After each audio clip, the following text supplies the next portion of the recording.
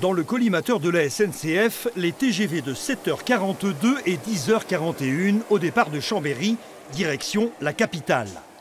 La mairie déplore ces suppressions de trains annoncées, mais elle estime avoir sauvé les meubles en adressant un courrier motivé au président de la SNCF.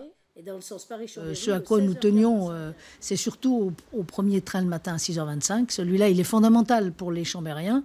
Parce que quand on va à Paris, on arrive à 9h15 à Paris et celui-là, c'est celui qui permet, si vous voulez, de passer la journée à Paris, d'avoir des rendez-vous, d'arriver à des heures pour des réunions tout à fait possibles, voilà. Mais ça n'est pas pour autant que nous sommes aujourd'hui satisfaits. On n'est jamais satisfait de voir supprimer des dessertes TGV.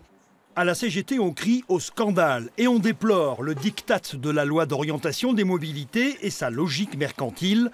Après la disparition des trains de nuit, c'est un pas de plus vers la dégradation du service public. Bien, la SNCF met tout simplement en œuvre le plan de réduction budgétaire que lui demande le gouvernement. Donc je pense qu'il faut à la fois, bien sûr, accuser la SNCF de dire elle fait ça en catimini, elle n'en a pas beaucoup parlé. Mais il faut aussi que les parlementaires qui votent le budget par rapport à la SNCF se posent des questions par rapport à la rentabilité qu'ils demandent à l'entreprise. Réaction virulente aussi du côté des associations de défense des usagers des transports en commun qui déplorent l'absence de concertation sur ces décisions et dénoncent un cadeau juteux offert aux concurrents du rail.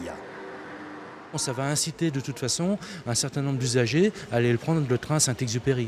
C'est clair, quoi. Donc c'est Area qui va bénéficier de ce recul de la SNCF, ça c'est clair, quoi.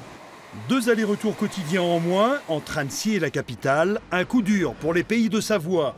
D'autant que l'opérateur ferroviaire prévoit un TGV toutes les 2 heures entre Paris et Genève pour 2020.